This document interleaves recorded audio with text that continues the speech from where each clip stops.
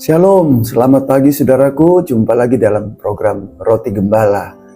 Murahan Tuhan kita boleh ada sampai saat ini. Semua oleh pemeliharaan Tuhan. Puji Tuhan, pagi ini kita akan coba pelajari seperti apa pemeliharaan Tuhan, kasih sayang Tuhan di dalam hidup kita sampai hari ini dan sampai selama-lamanya. Kita akan baca ayatnya di dalam Yesaya pasal 46 ayat yang 3 dan 4. Demikian bunyi firman Tuhan. Dengarkanlah aku, hai kaum keturunan Yakub, hai semua orang yang masih tinggal dari keturunan Israel, hai orang-orang yang kudukung sejak dari kandungan, hai orang yang kujunjung sejak dari rahim. Sampai masa tuamu, aku tetap dia, dan sampai masa putih rambutmu, aku menggendong kamu.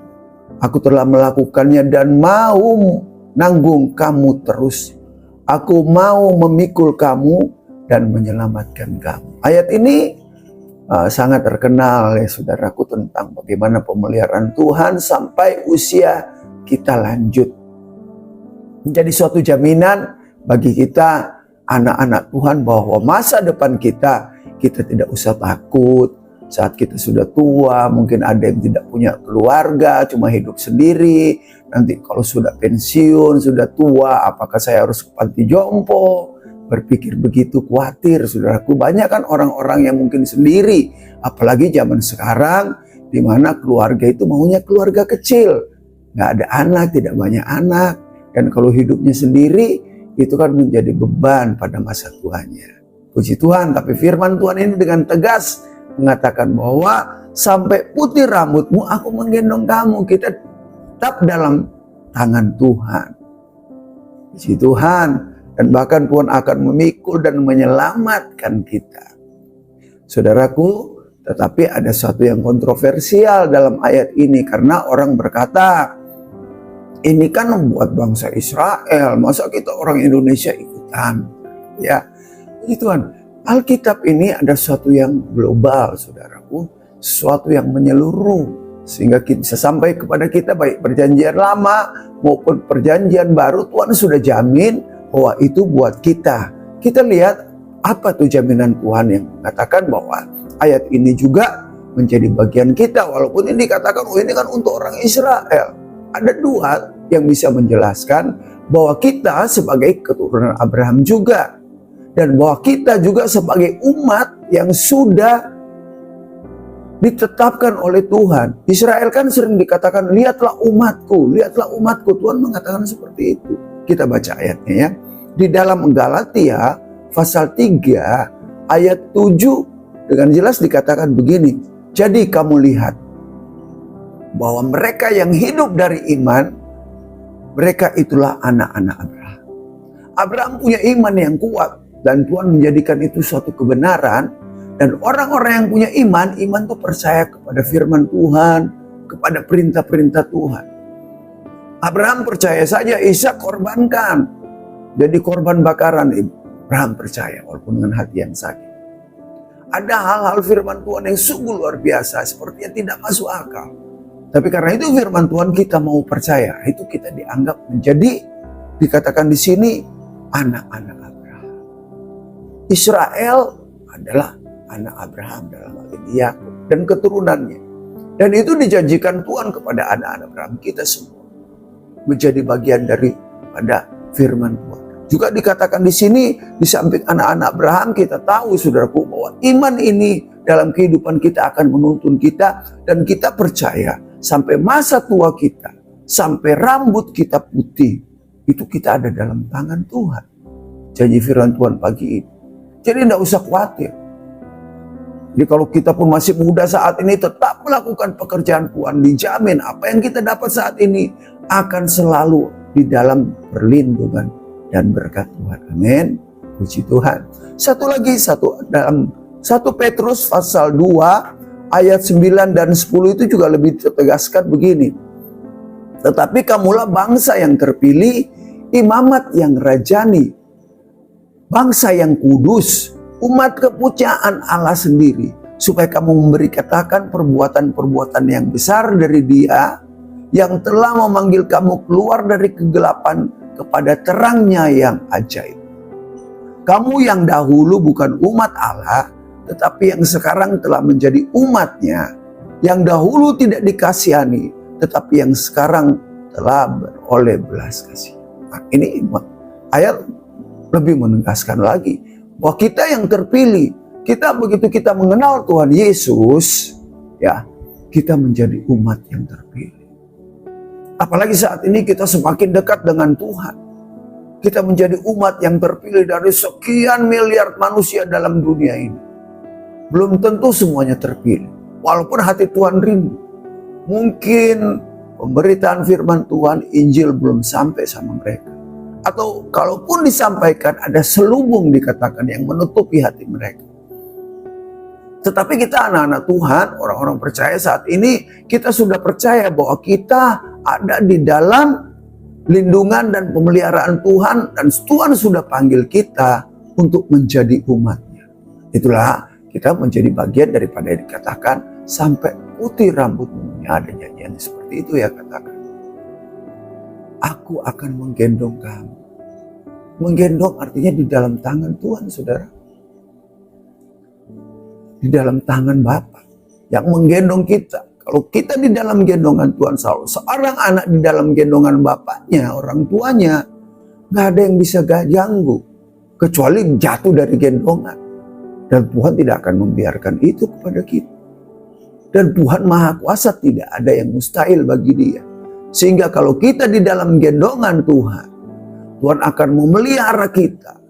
Tuhan akan menanggung kita. Artinya apapun yang terjadi, apapun yang kita lakukan, kesalahan apapun yang kita lakukan, Tuhan akan tetap menanggung kita. Puji Tuhan, saudaraku, menjadi jaminan dan kesegaran kita hari ini. Bahwa sampai putih rambut kita, sampai usia kita lanjut, Tuhan akan tetap memelihara kita.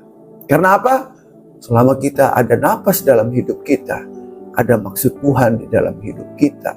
Untuk Tuhan menolong kita, untuk Tuhan menanggung kita. Puji Tuhan. Ini adalah firman Tuhan yang sangat indah. Bahwa kita sebagai umat Tuhan, orang-orang yang dikumpulkan Tuhan, menjadi penyembah Tuhan, itu adalah sesuatu yang luar biasa.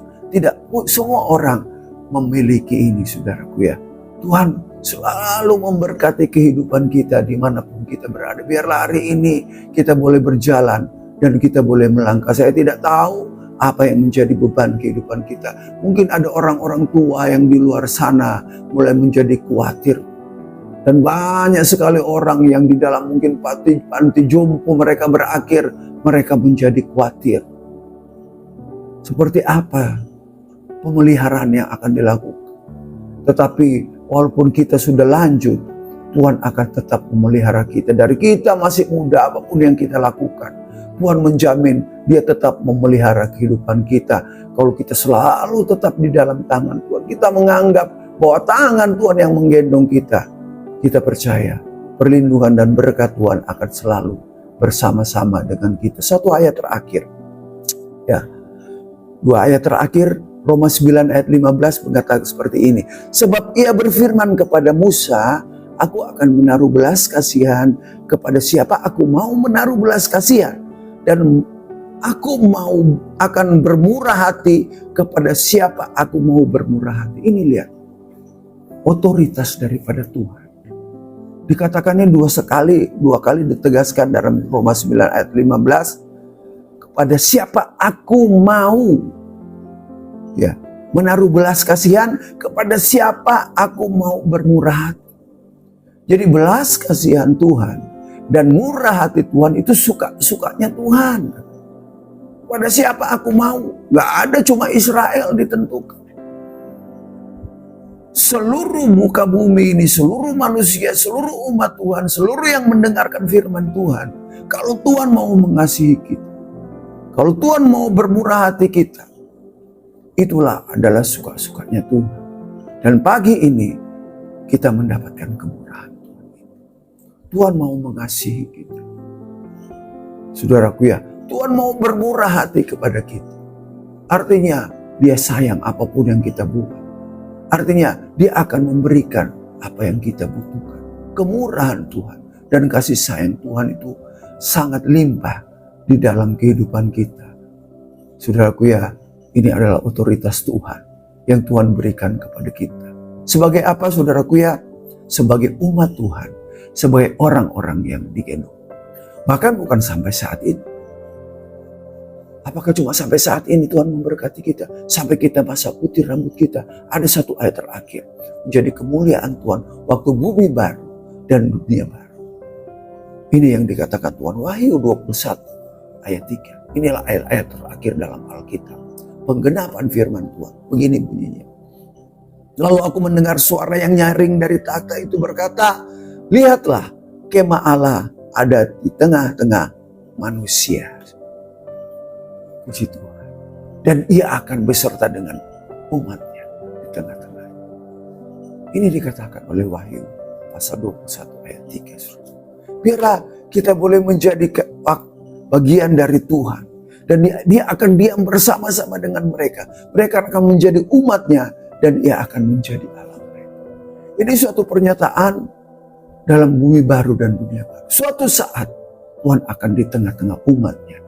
Tuhan akan bersama-sama dengan kita. Kita akan menjadi umat Allah. Menikmati kemuliaan Tuhan. Ya saudaraku, banyak hal-hal rahasia-rahasia yang belum dibukakan. Itu disediakan Tuhan bagi kita. Biarlah hari ini boleh menjadi bagian kehidupan kita. Ada masa depan yang cerah. Kita di dalam tangan dan perlindungan Tuhan. Ada jaminan Tuhan. Suatu saat kita akan bersama-sama Tuhan. Menjadi umat Tuhan. Menikmati setiap janji Tuhan sampai pada masa putih rambutmu, sampai saya dan saudara sampai usia yang lanjut. Kita jangan khawatir akan berakhir di mana, tapi akan berakhir tetap di dalam gendongan Tuhan, di dalam pemeliharaan Tuhan, dan Tuhan mau melakukan buat kita pada masa muda kita sampai masa tua kita. Tuhan beserta kita. Amin. Puji Tuhan. Tuhan kiranya memberkati kita. Kita berdoa. Tuhan, terima kasih untuk janji-Mu bagi kami berlaku sampai putih rambut kami, sampai usia kami lanjut. Dari kami saat ini masih muda, Engkau akan selalu menggendong kami. Tuhan akan memberkati, mencukupkan kami. Kemurahan-Mu Tuhan cukup bagi kami, kasih-Mu cukup bagi kami Tuhan. Karena Tuhan Engkau baik buat kami. Tuhan mau dan berjanji bagi kami. Setiap firman Tuhan yang disampaikan, terpujilah nama Tuhan. Kami akan berjalan hari bersama firman Tuhan. Tuhan selalu beserta dan memberkati kami. Dalam nama Tuhan Yesus kami berdoa dan mengucap syukur. Haleluya. Amin. Puji Tuhan.